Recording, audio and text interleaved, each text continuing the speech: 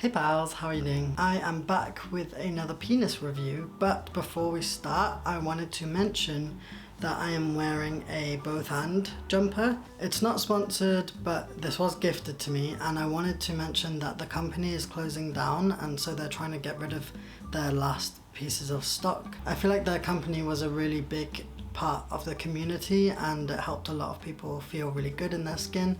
So if you feel able to, then check out their page and help them in the ways that you can. Now that's out of the way, Olive is trying to play with the box that the penis came in. Also, ignore the heavens opening behind me.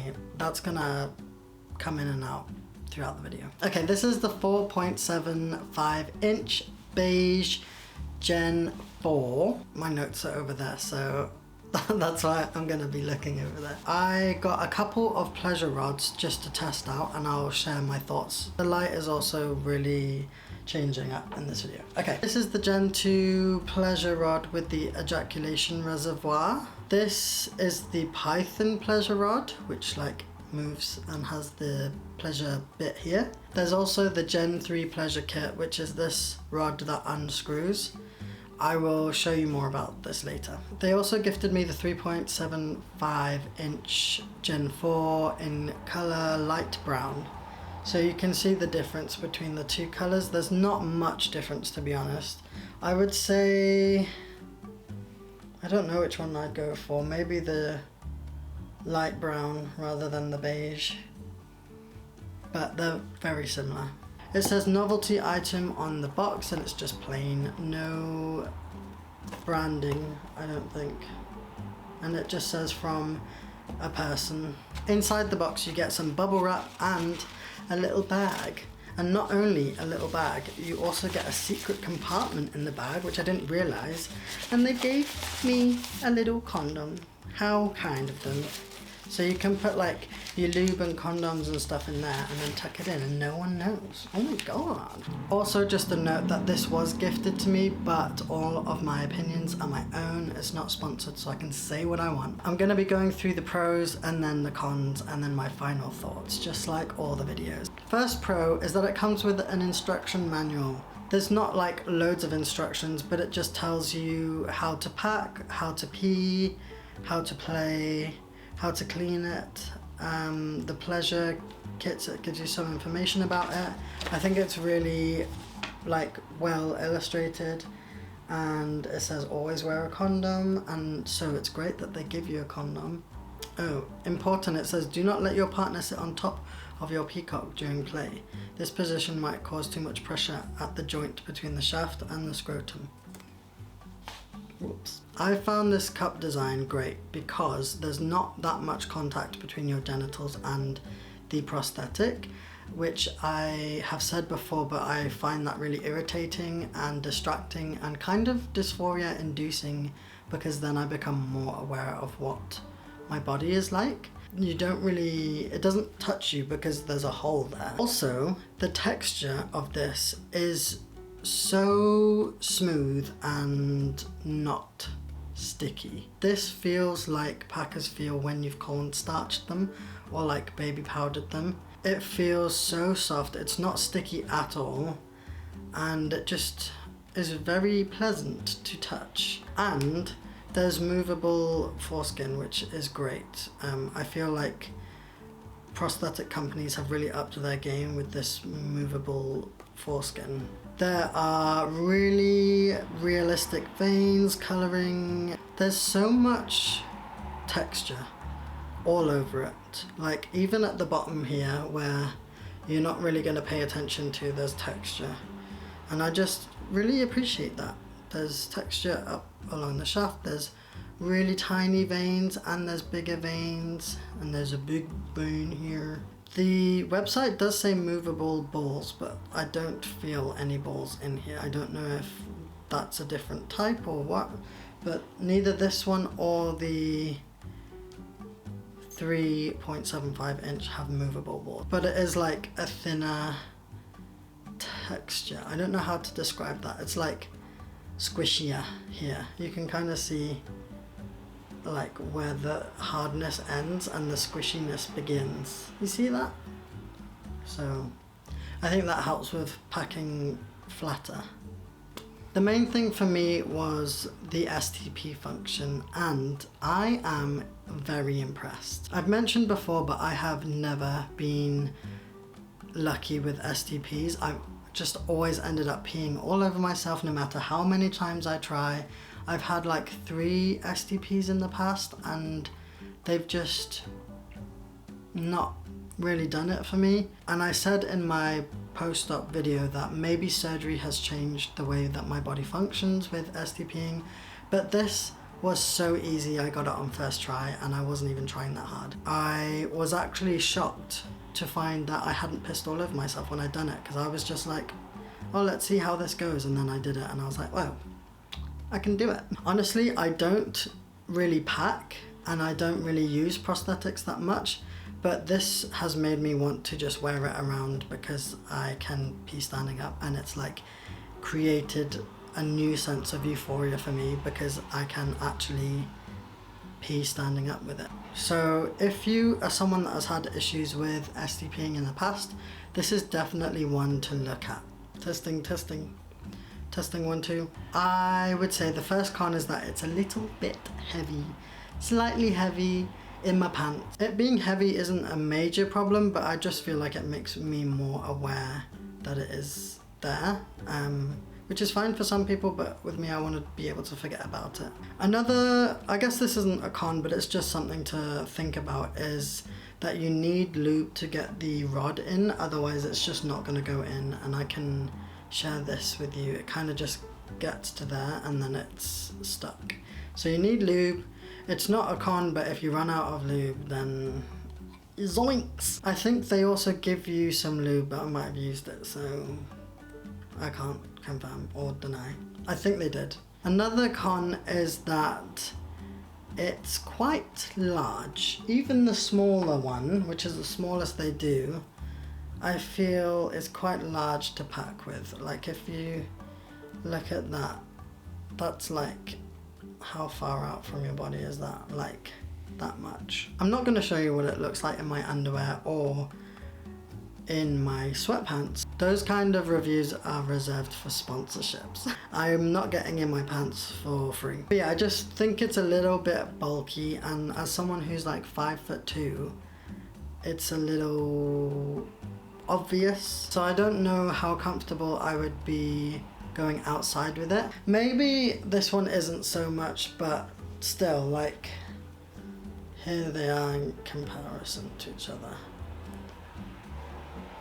I think they've got it really figured out with the new one, which is inflatable. That one looks a lot more close to the body, so it wouldn't be as obvious. But for these ones, I'm thinking if you don't want as much of a bulge, try the smaller one, obviously, but it still might be quite hefty. Another con is that this bit on top feels a little bit bulky, and unnecessarily so.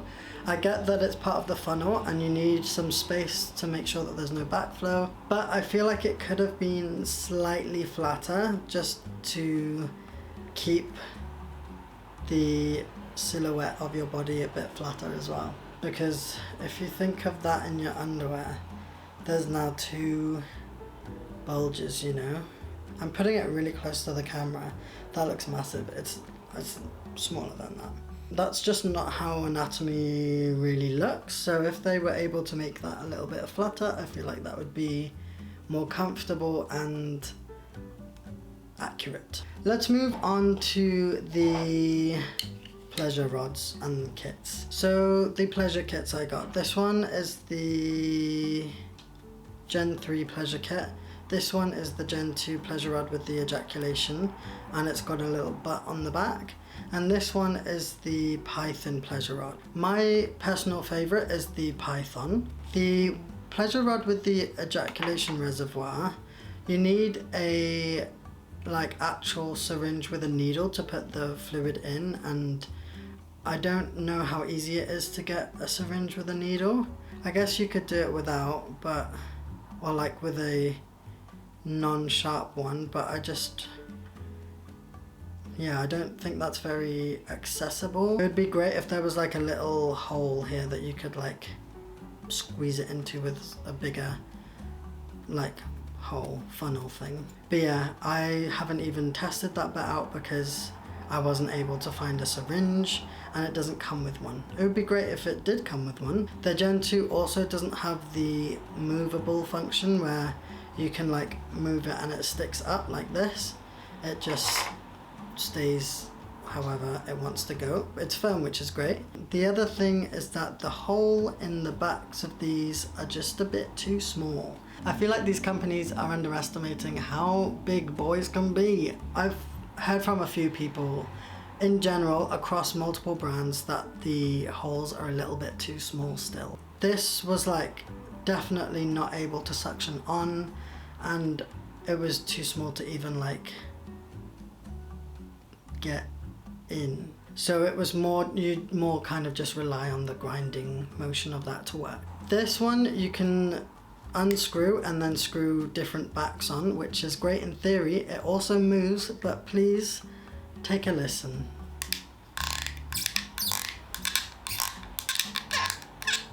I know it's not going to move that much during intercourse, but I don't know, I just feel like that would take me out of the moment. I would maybe feel a little bit embarrassed. I don't know if they're all like this, but it's not the most discreet, you know. I just feel like the joints need a bit of WD-40 in them, you know. Which moves me on to the Python pleasure rod. Python pleasure rod, yeah. This one has a bit of a squishy tip, which is great, and it can also move and stay in different positions. Hooray, we love that. The only problem with this again is that the mouth's too small. Sometimes we are packing heat. I think the mouth is easier to open up than the butt, but it's still not big enough. Again, you're relying on the grinding movement, and I couldn't feel anything, and also my testing partner couldn't feel anything, so that's a bit of a letdown. Saying that, I do know they have a new and improved version where there is like a bumpy option and a bigger hole option for their new rods, so definitely check those out. I feel a lot more hopeful for them.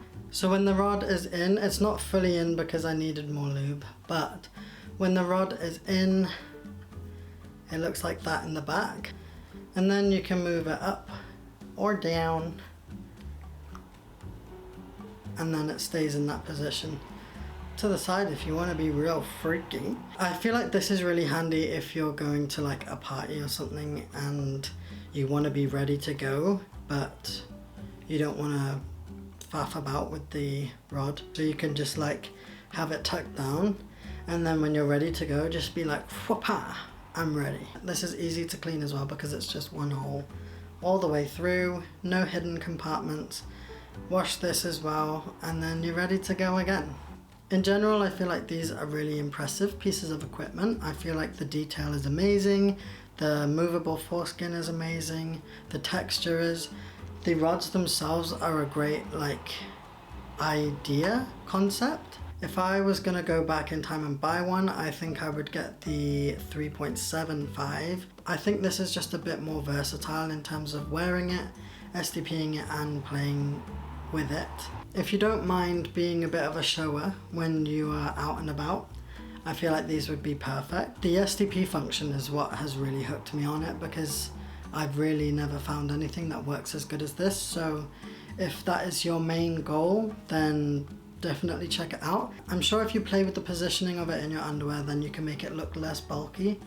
But for me, it was just a little bit too big for my preference. Thank you so much to Peecock for sending me these. I feel like the quality is amazing. The STP, you know how I feel about it, and just the general vibe. The vibes are vibing. Also, if you wonder what I do with all these prosthetics, because I don't use them all, I give them to friends that need them.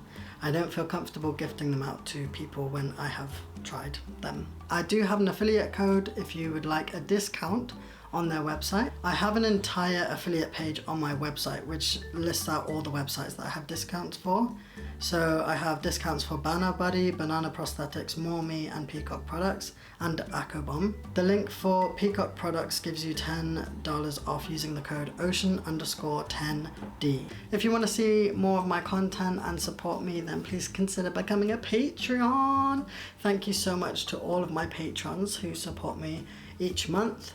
You can sign up for as little as £1 a month, cancel at any time, but you get podcasts and downloadable art and downloadable activity books and a whole bunch of behind the scenes stuff. So I would recommend it if I do say so myself. But yeah, check out my website, check out my Instagram, my TikToks, my everything, and I hope you enjoy it.